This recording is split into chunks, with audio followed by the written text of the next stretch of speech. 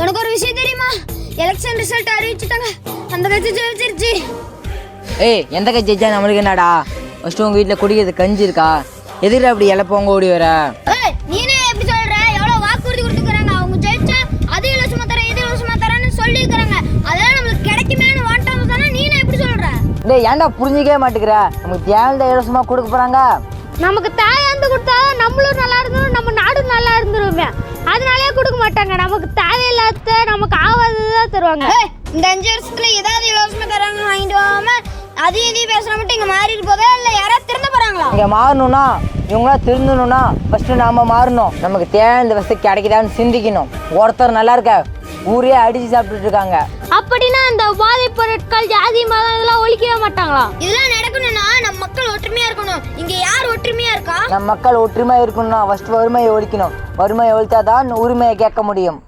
சிந்தித்து வாழ வேண்டும். இங்கே வாழுற ஒரு உயிரும் ஒரு முறை தான் வாழ முடியும். அதனால் நம்ம ஒற்றுமையாக இருந்து நல்ல விஷயங்களை கொண்டு வந்தோம்னா அடுத்த தலைமுறை நல்லா இருக்கும். உழைச்சாதான் மனிதன், உண்மையாக இருந்தாதான் மக்கள்.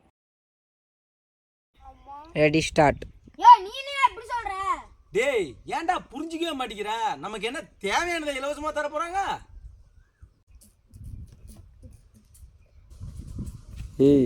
கேக் போடலாம்டா, டான்ஸ் ஆடிட்டு இருக்க.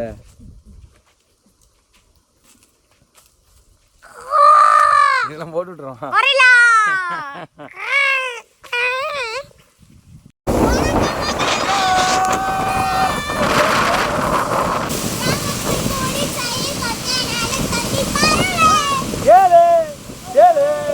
Ready start.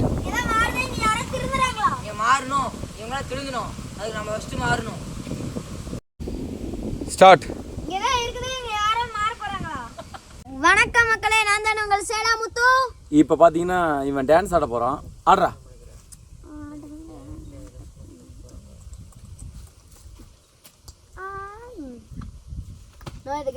பிடிச்சிருந்தா லைக் பண்ணுங்க, ஷேர் பண்ணுங்க, மறக்காம கமெண்ட் பண்ணுங்க.